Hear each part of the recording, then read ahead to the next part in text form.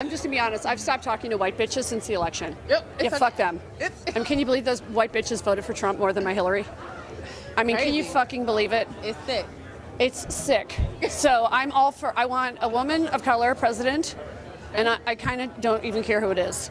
I mean, I don't even, Regina King would be great. She just won. President Regina King. I'm all for it. What? Donald Trump's not your fave? No, believe it or not, he's not that piece of shit.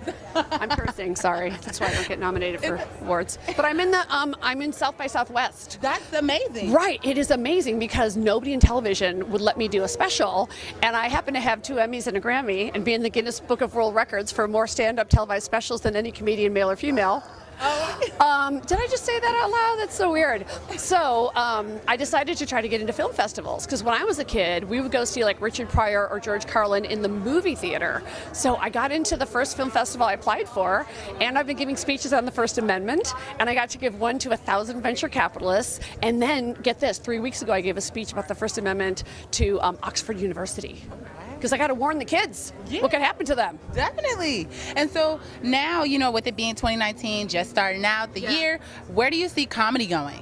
You know, this is a really interesting time for comedy, and I think it's one of the reasons the Oscars doesn't have a host this year, which I personally don't think is a good idea, because I like a comedian to kind of like take those celebrities down a notch a little. But what I mean is, you know, we're in a weird time with comedy where sometimes people get too sensitive about things, and sometimes people aren't sensitive enough about things. So I do think it is tied into this vibe that's going around right now, and I want to feel hopeful about, you know, the Democrats taking the House and some actual progress. So I'm like everybody else who's a thinking person and who's watching this channel. I'm hoping that things really change in 2020. And remember, elections are every year. They're not just every 4 years or every 2 years, and the down ballot can be everything. A lot of times people just get caught up in the governor or the president, but you got to look up who's the, you know, supervisor, who's on the city council. Sometimes those people will make the decisions that change your everyday life more than the president.